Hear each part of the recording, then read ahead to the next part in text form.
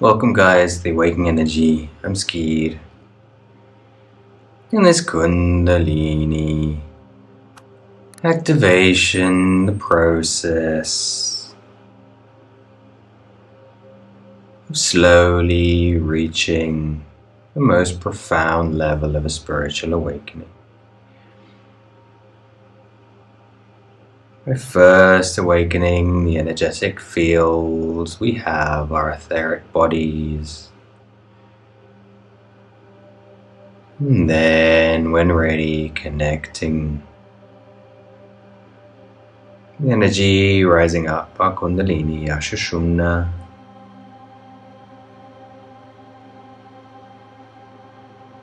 And we can open this.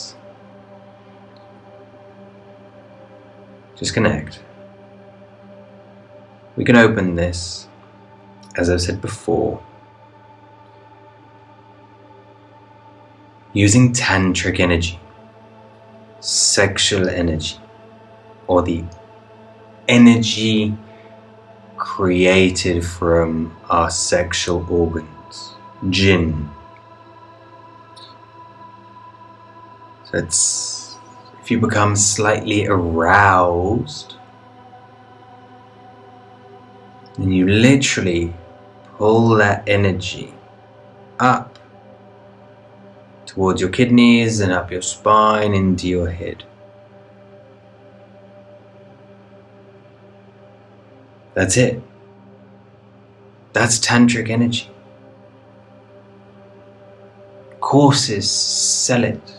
That's it. That's Tantric energy.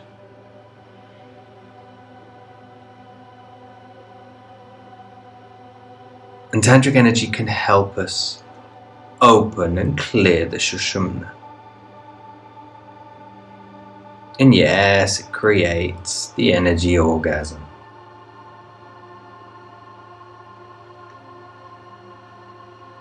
However, I know I've said before, Kundalini and Tantra is the same. They use the same channel, they do. But the Kundalini energy, this is a big difference, is not Jinn. It does not come from the sexual organs. It won't give you an energy orgasm. It'll give you something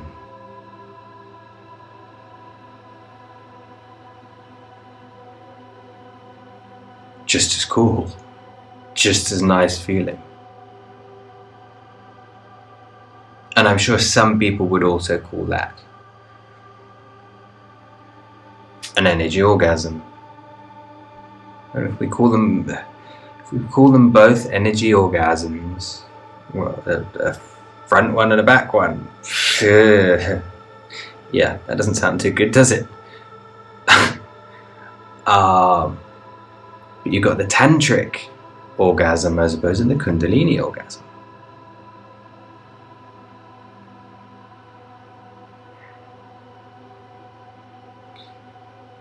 But so if you open the Sushumna with the Tantric energy, that's awesome. But it's not a Kundalini experience, it's a Tantric experience. Kundalini, as we know, comes from the root chakra. It comes from the base of the spine.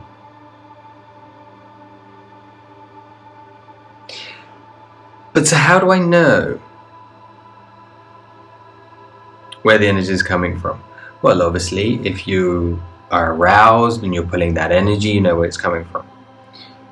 But what about the Kundalini? Well, you will feel in your coccyx,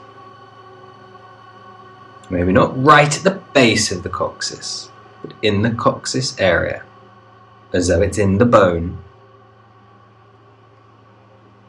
a throbbing, an intense heat, a it could be almost like a pins and needles, an itch you just can't quite scratch. You just have to relax into it. That's when you know your root chakra, the Kundalini in the root chakra, is activating. It can be accompanied by sensations of heat through the body, sweating, your body starts vibrating. Do not confuse that with a full Kundalini awakening, the Sushumna fully opening. Some people say, oh, I've had a Kundalini awakening. I was shaking. You see the Kundalini activation demos. That's why it's called activation, not awakening. That's the energy building. That's a tiny little channel within one of the columns or one of the cylinders. It's not quite a cylinder, but to simplify it, there are various cylinders, different layers within the Sushumna. And it may be just one of those just starting to activate, or the Eden, the Pingala starting to activate. None of those are a full Kundalini awakening experience. And yes, I have even read books, very selling books, saying I had a Kundalini awakening experience. I was suddenly sweating, I was shaking, and then I dedicated my life to doing this. And now I'm writing this book. That's great, brilliant, awesome. But that's not a full awakening. Understand the difference. Facilitators out there who do Kundalini activation, understand that is not a Kundalini awakening experience. It's far more intense than that. Trust me, when it happens, you will know. How will you know? Well, you might be pulled into a trance for 3 days or a week. You might have, for example, when it happened to me, it's like, it felt like my consciousness was being sucked out the top of my head, literally. Had I let it, I probably would have gone into a trance for a week, but I wasn't in a place that I could have gone into a trance for a week. I had to cut it.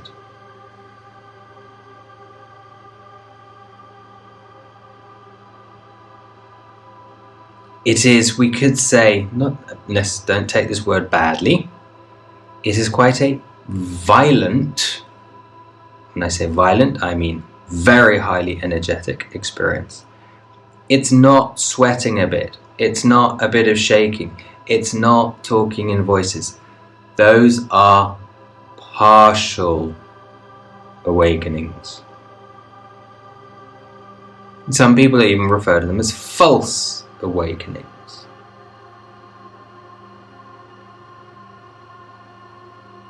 False, I don't agree with. They're not fake. I prefer the word partial. It's a slight channel. It could be a very narrow channel that awoke. Or it could be that it rose up to your diaphragm and got blocked. There's a block there, a knot on purpose. Or it could have got stopped at the heart chakra or the throat chakra if they're not open.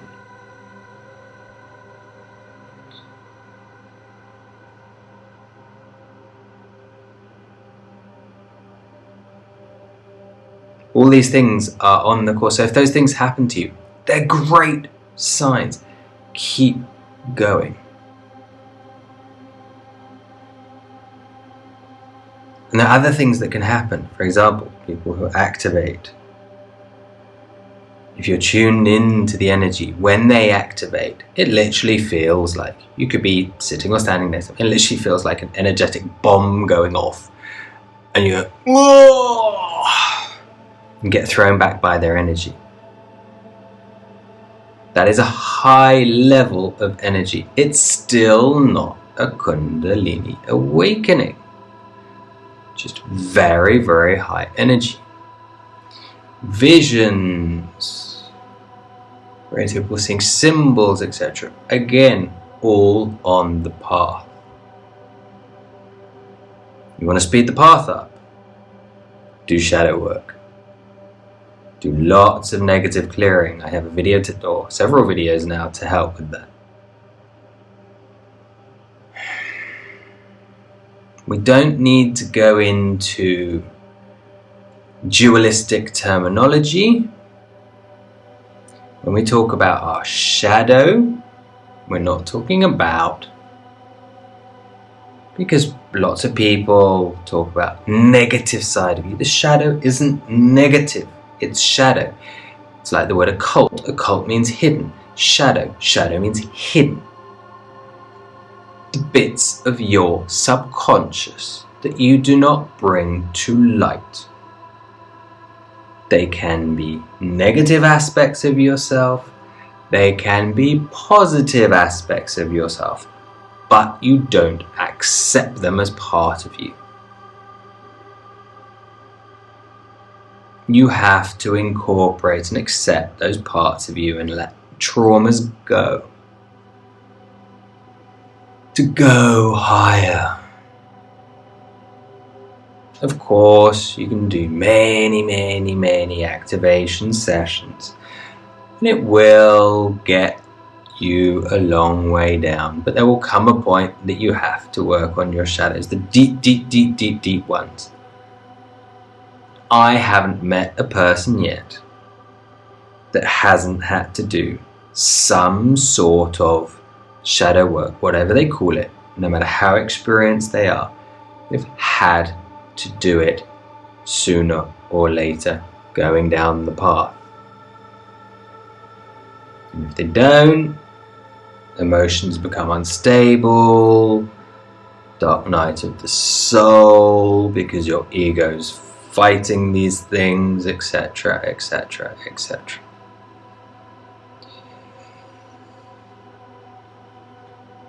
What I was saying before, we don't need to go into dualistic terms, good and bad. As I said, shadow. Shadow is not dark and light. It's just grey. It's halfway between. Depending how strong the light is shining on the shadow, creates how dark the shadow becomes. It's a scale. And when we wish to talk about exterior things, energy succubus, entities that drain you, demiurges, demons, devils, gods, angels. Okay, I'm not saying they're not there. Ancestors. I'm not saying they're not there. But there's no point in even discussing things like that until you've awakened your Kundalini. Until you have become an initiate in the higher world practices. To say it another way. Why? Well, apart from a very few people, empathic people and mediums, which be very careful about them. I know people have gone to mediums saying, I'm fully awake, sold to people, fear, and just cause problems. Obviously, someone who's selling fear or anything dualistic is not awake. Don't be conned by the snake oil salesman. Don't be conned by, it could be true mediums, but if they're selling dualistic and fear, they're not awake. Anyone selling those things, anyone who says, oh, it's all about love and light, don't go with them, they're dualistic. Anyone selling dark, evil, fear, demons, don't go with them, they're dualistic. They have dualistic ideologies.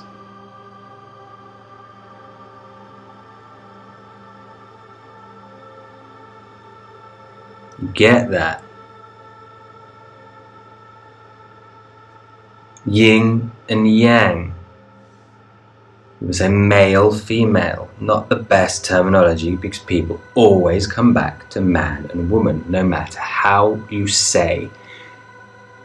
It's not about man and woman, it's masculine, feminine, but people have that so within their programming, they bring it back to that.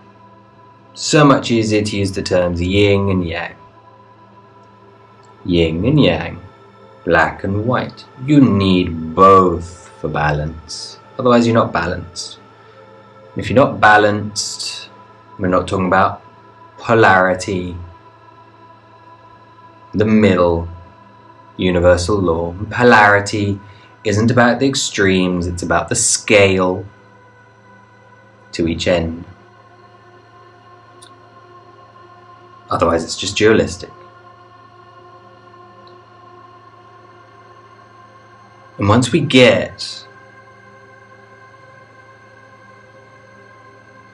start awakening, we start getting these phenomena and we start moving, become initiated, we become activated, and we start moving in these terms, your mind can start playing tricks on you if you're still in the dualistic state. So to talk of those things, demons, etc., before you're awake, before you truly understand them, it's so easy for you to trick yourself to believing your imagination. It's a hard pill to swallow, but it's true.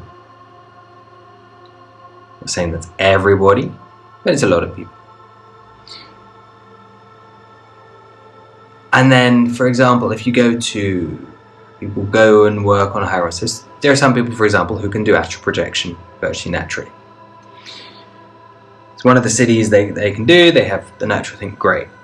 And they astral project, and then it's all, oh, there was this demon, there was this succubus, it's attached to me, oh, there was someone trying, or some energy or entity trying to violate, or whatever me. Imagination, dualism.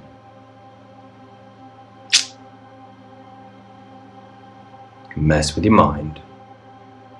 Dualism is only good in a logical setup. Astral projection, we have to lose the logical framework of the mind.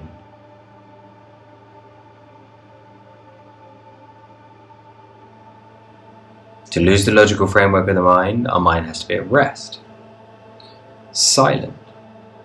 We have to be connected to the energy, not our mental states. We have to get out of that. We want to get out of that by connecting to the energy, letting go. Perhaps you're listening to my voice, letting the sound process, but you're not actually processing what I'm saying. You're not forming opinions, bias, judgment about what I'm saying. Because if you are, you're in your mind. If you're in your mind, you're not fully connected to the energy.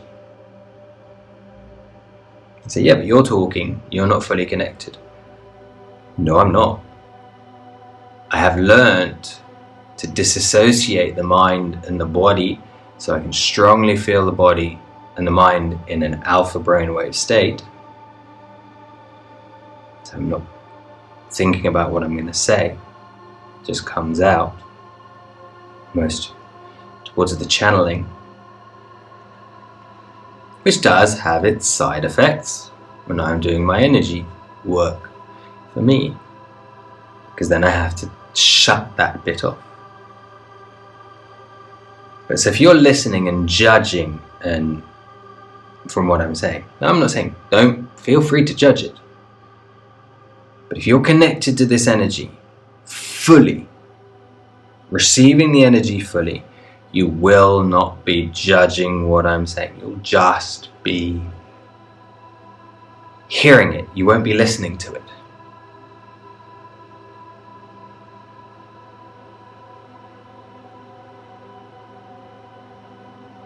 You won't be passing it through dualistic filters, biases, programming. You'll just be like, yeah dude, whatever, I'm enjoying this energy. Or it's like, what's he saying?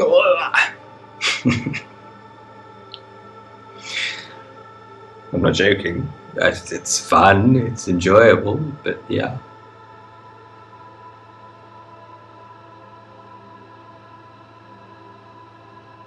So people who like to do this with music, people who get really deep in, you might do an hour session, put music on, you start, when you finish, people are like, what? That was an hour? It seemed like 5 minutes. Didn't you have music on? What happened to the music? They go deep, like hypnosis, or high like hypnosis.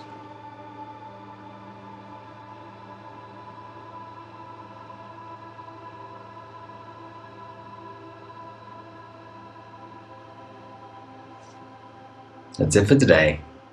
Namaste.